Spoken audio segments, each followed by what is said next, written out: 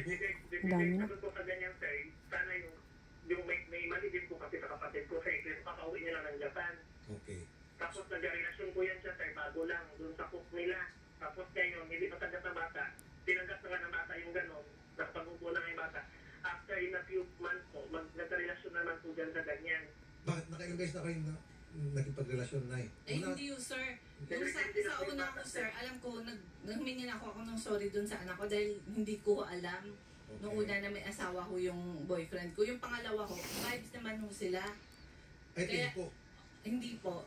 Yung driver ko po, Driving mo na to. opo. Yung tatay po nung dalawang anak ko ngayon. Ah, okay.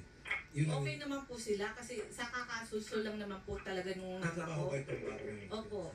Hindi ba kayo nag-usap ng anak nyo bago kayo pumasok sa isang relationship? Sinabi ko po sa anak ko yun, sir.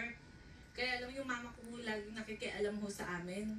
Kung sinabi niyo po sa inyong anak at Siguro nagpaliwanag niyo po ng maayos, bakit po nagrebelde? Baka kulang mo sa pagpapaliwanag talaga. Kaya madali masusunan yung isang bata, madali siyang ma-brainwash dahil kulang yung inyong komunikasyon. Hindi mo masyado na ipaliwanag sa kanya kung bakit kinakailangan mo magkaroon ng boyfriend at hindi mo siguro dinandahan na ipakilala to siguro biglaan din. Kaya nabigla siya na parang, who is this guy coming into our life? Tapos baka siguro itong boyfriend nyo, sisiga-siga pa. Hindi, sir, magka-vibes po silang dalawa nung una. Dahil yung mama ko lang po talaga nagsusulsul ho sa anak ko. So, Sir Jan, Yes, sir. paano ito? Sir, hindi naman po yung kayo nasulsulan ng malay ko talaga. Yung ate ko, kung lumatigasin yung ulo niyan, Nay, huwag ka rin ganyan, Nay. Yung in the very first place, hindi ko rin sinabi sa amin na nirelasyon yung private tinapos nyo rin. Diba? Joy, matanda na ako. Siguro naman may karapatan ako. Yun 13 yan, years ako may karapatan nagservisyo sa inyo lahat.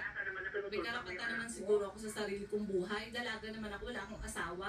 Siguro may karapatan naman ako pumili. Sir, kung sino ho yung gugustuhin ko. Hindi ho dahil sinabi ho nung mama ko kung sino gugustuhin ko. Tama, Sir Jan, tama po si utol ninyo. May karapatan siyang piliin kung sino ang kanyang maging karelasyon Hindi ko kailangan i-report. dahil siya po ay nasa tamang edad.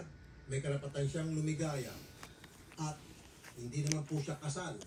So, wala pong illegal doon.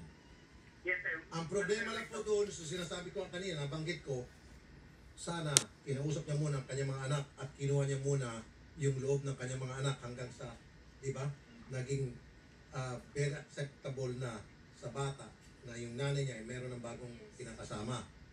Doon ata nagkulang si ma'am, kaya itong si bata, nagrebelde. Opo. Kayo pong, ito yung bang relasyon. Ilang taon ka na, sir? 22. Bata lang siya, sir. Ilang taon po kayo, ma'am? 36 po. Alam mo ba, sir, ikaw ang dahilan kung bakit pala itong anak ni ma'am ay naglayas. Hindi naman po ako ng dahilan. Sabi ni itong uncle, Hindi po. tanggap ng bata kaya naglayas at pumunta dun sa nanay, Hindi po. sa lola. Hindi. Hindi po. Kabibes mo ba? Totoo, kabibes mo yung bata? Oo. Kapag nag-away lang kami yung sa alahas niya, doon lang kami nag-away. Buntis po ako nun eh. Muntik na ako malaglagan nun. Inagawan ko siya Doon kasi ng bag. Tapos buntis siya, inagawan siya ng bag. Sinag-agaw. Yung anak niya. Ano yung relasyon niyo ng bata? I mean, yung sa loob ng bahay. Wala naman po kami problema. Tinuturuan nga yung mag-drive. Hindi mo ba siya pinagagalitan? Hindi. Na inutos-utusan? Hindi Pinapalo? Ako ngayong lagi naman Kuya Mark, yung may hingin ako ganyan. Kuya Mark, hatdin mo ako ng baon sa school. Ah, ganun. So, Oo. malapit sa yung bata. Kung Oo. Nung wala ano, po. hindi wala naman kami ng problema ng bata sir eh. So, posible, Sir Jan, posibleng nasulsulan nga itong bata I'm sorry, hello, ma'am. ng nanay nyo. Hello po. Kasi sa base po sa kwento nitong boyfriend ng kapatid nyo, friendship po sila ng inyong pamangkin, ng anak ni Eliza. Nagpapahatid pa nga raw ng baon sa school. Tinuturuan pa niya magmaneho. O, close sila. Sir, tanungin nyo na lang po kayo yung bata, sir. Siyempre, yung bata, sir, kung tatanungin namin ngayon, siyempre, marami nang sasabihin yan against the mother para hindi siya maalis sa kanyang lola at mapunta sa nanay ulit. At saka itong bata, hindi ko paniniwalaan to.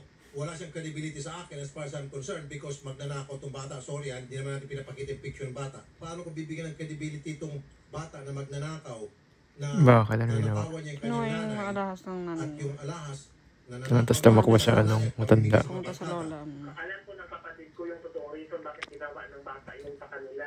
Ito na yung bata. Ara, magandang hapon sa'yo. Okay. Basta Si sugod. Rafi Tulfo ito, Ara, diri sa Manila, no? At Ara, andito po yung Siyempre, mami mo. ba't naman siya magandang kung hindi siya ganyan eh. Now, gusto ng mami mo na sana magsama na kayo ulit. Kung ano man yung mga problema nyo, kung ano man mga pagkukulang nyo sa isa't isa, kalimutan na Aray.